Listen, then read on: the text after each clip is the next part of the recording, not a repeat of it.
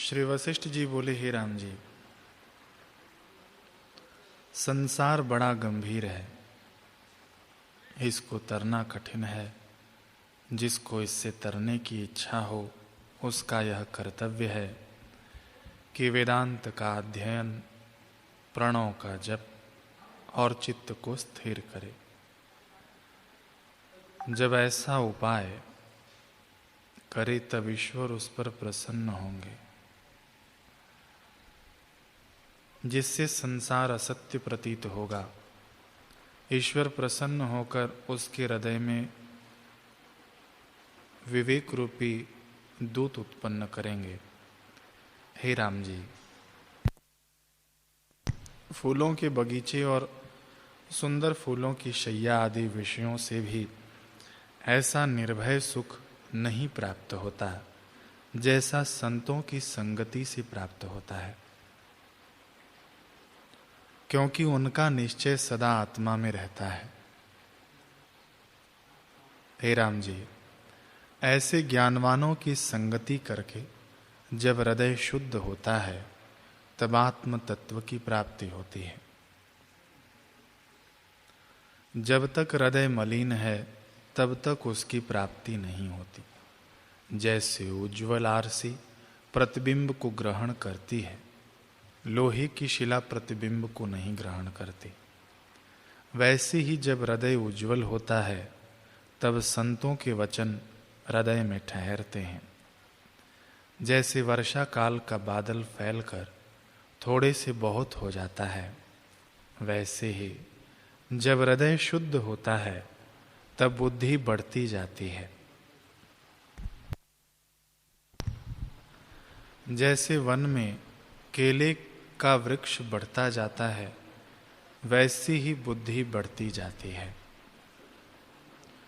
जब आत्म विषयणी बुद्धि होती है तब जीव वही रूप हो जाता है और बुद्धि की भिन्न संज्ञा का अभाव हो जाता है।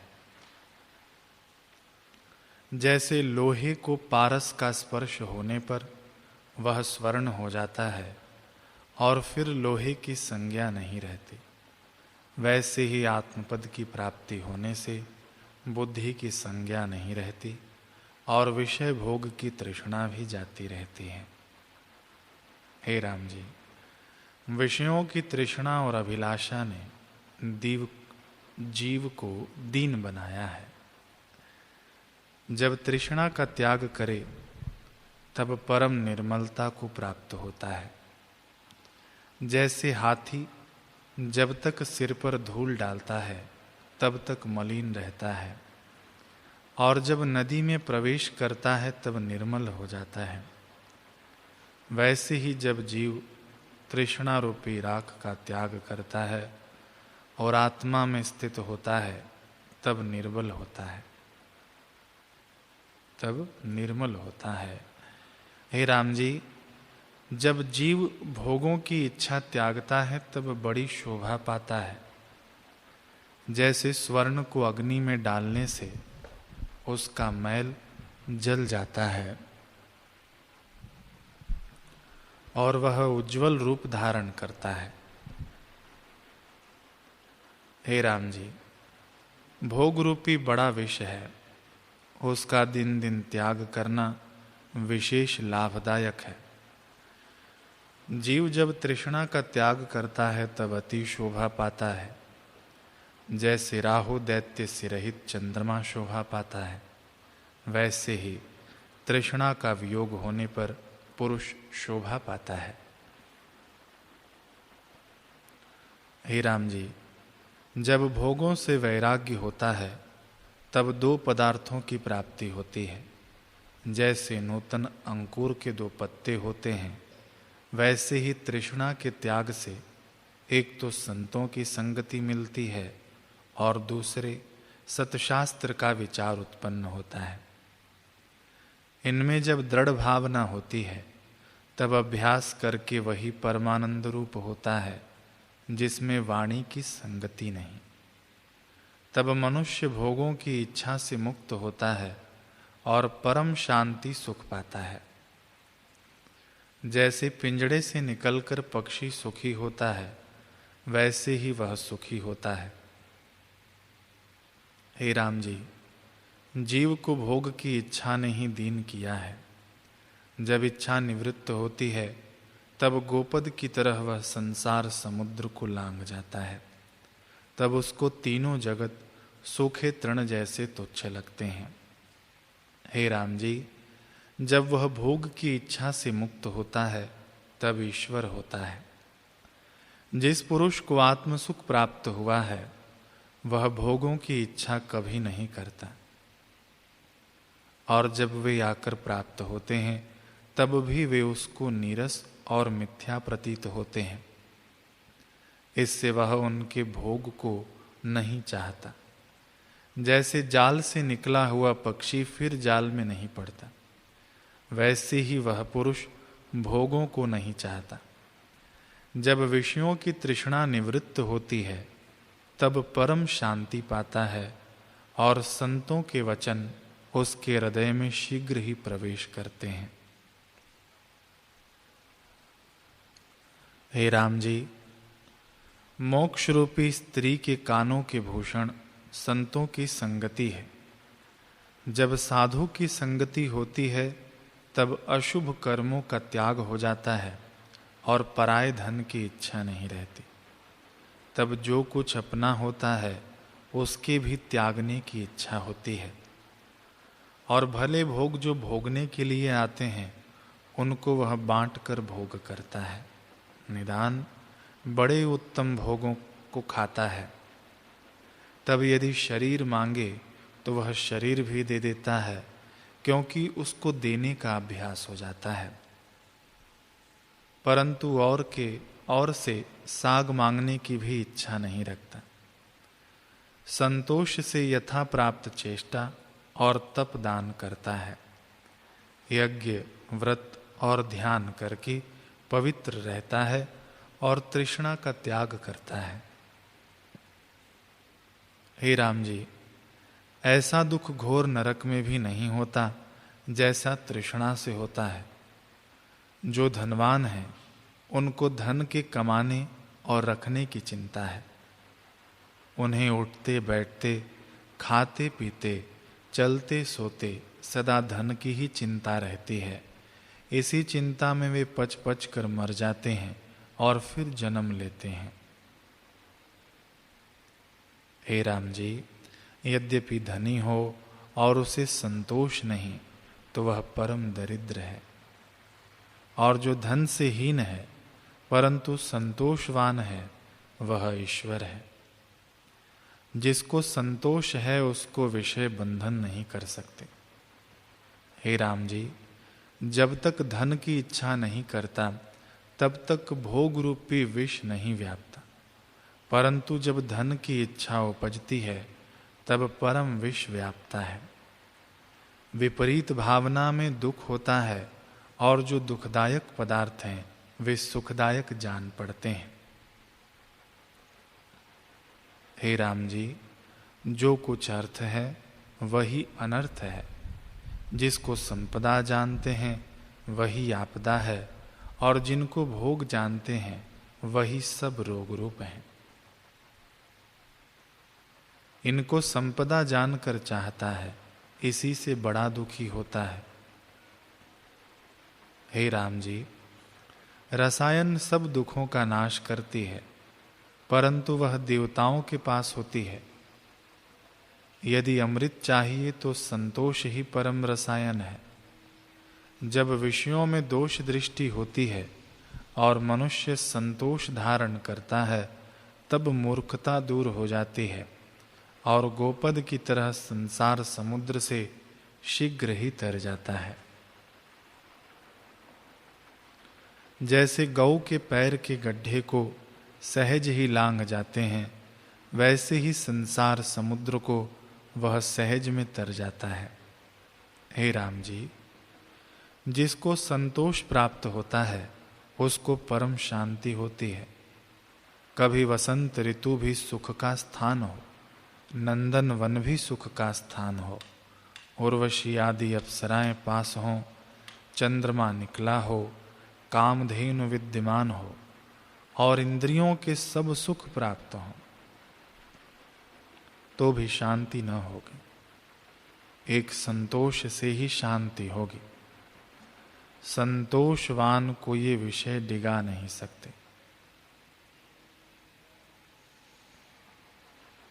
हे राम जी, जैसे अर्घा भरकर छोड़ने से तालाब नहीं भरा जाता, परंतु जब वर्षा होती है तब शीघ्र ही भर जाता है, वैसे ही विषयों के भोग से शांति नहीं होती। संतोष ही से पूर्ण आनंद और ओज की प्राप्ति होती है। गंभीर, निर्मल, शीतल, हृदयगम्य और सबका हितकारी ओज संतोषी पुरुष को प्राप्त होता है। और जो ओज हैं वे सात्विक, राजस और तामस होते हैं, परंतु यह शुद्ध सात्विक है।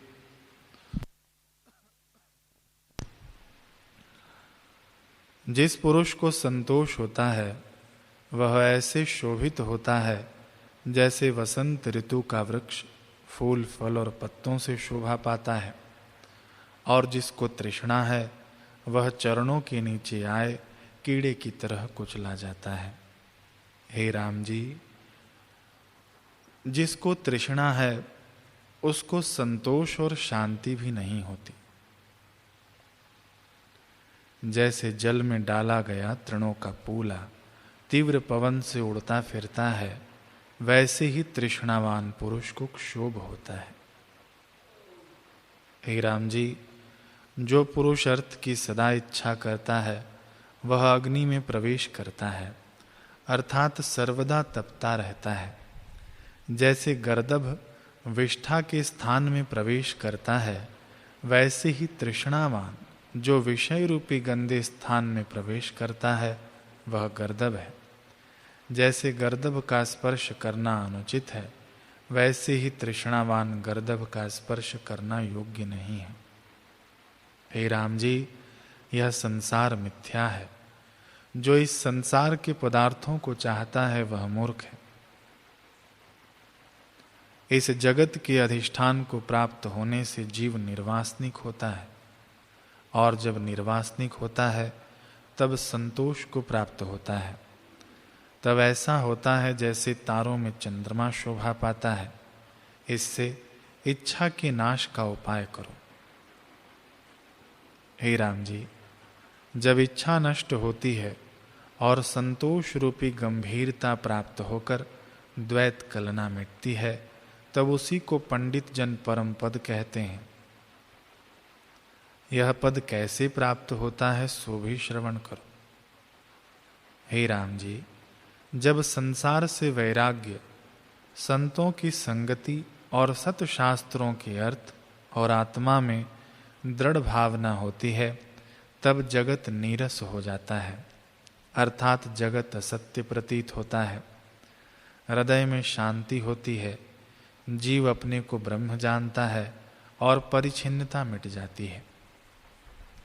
जब तक जीव अपने को परिच्छिन्न जानता था तब तक सब दुखों का अनुभव करता था, और जब संतों की संगति और सतशास्त्रों से जगत नीरस प्रतीत होता है तब परम पद को प्राप्त होता है।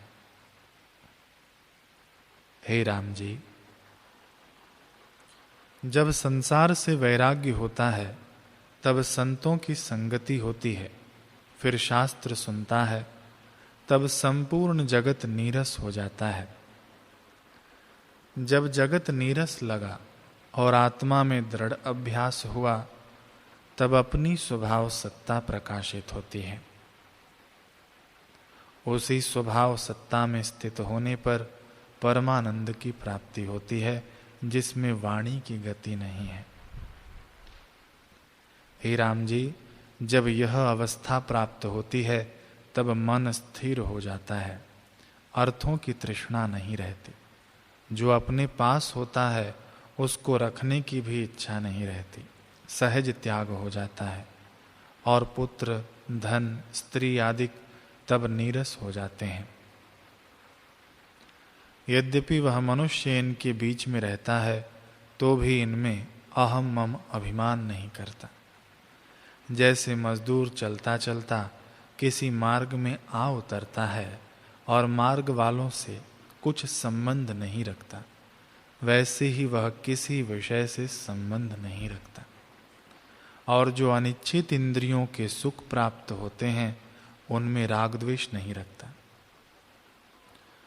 जैसे किसी पत्थर की शिला पर जल चला जाता है तो उसको कुछ राग द्वेष नहीं होता, वैसे ही ज्ञानवान को किसी में राग द्वेष नहीं होता।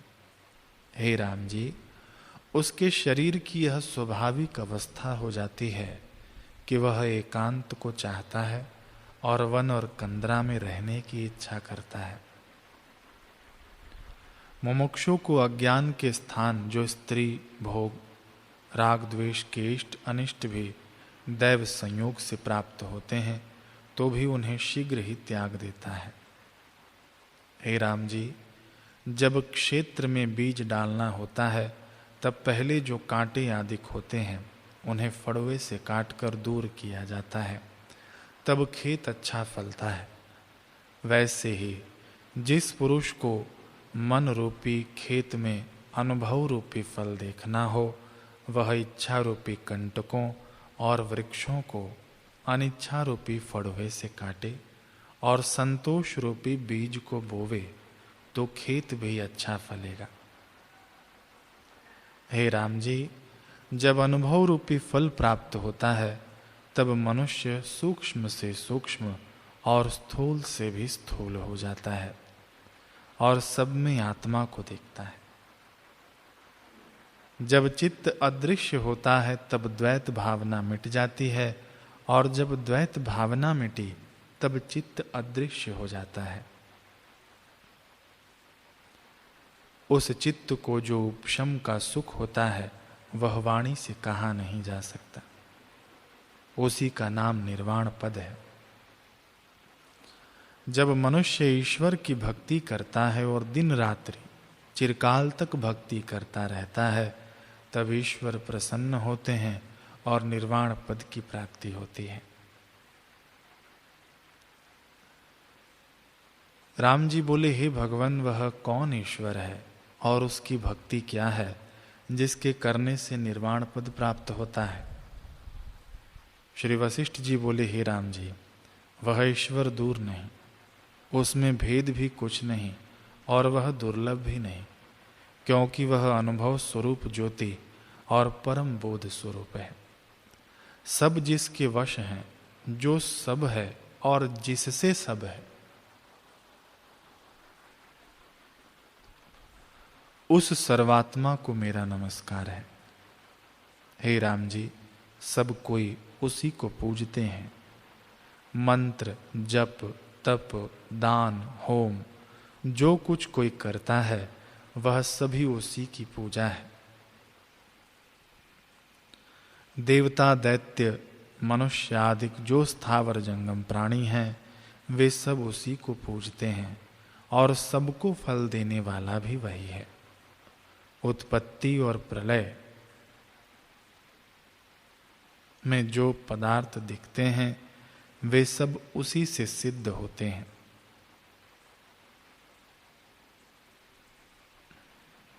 ऐसा वह ईश्वर है।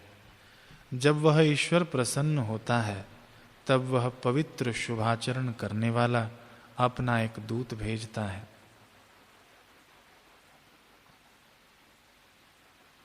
राम जी ने पूछा कि उसका दूत कौन है और वह कैसे आता है, यह मुझसे कहिए। श्री वशिष्ठ जी ने कहा, हे राम जी, उस ईश्वर जो परम देव है उसका दूत विवेक है। वह हृदय रूपी गुफा में उदय होता है। जब वह उदय होता है तब उससे जीव परम शोभा प्राप्त करता है। जैसे चंद्रमा के उदय होने पर आकाश शोभा पाता है, वैसे ही वह पुरुष शोभा पाता है। हे राम जी, जब विवेक रूपी दूत आता है तब जीव को संसार से पवित्र करता है। मनुष्य प्रथम वासना रूपी मैल से भरा था, और चिंता रूपी शत्रु ने उसे बांधा था। परंतु जब विवेक रूपी दूत आता है तब वह चित्त रूपी शत्रु को मारता है और वासना रूपी मैल का नाश करके देव के निकट ले जाता है। जब उस देव का दर्शन होता है तब परमानंद को प्राप्त होता है और बड़ा सुख पाता है।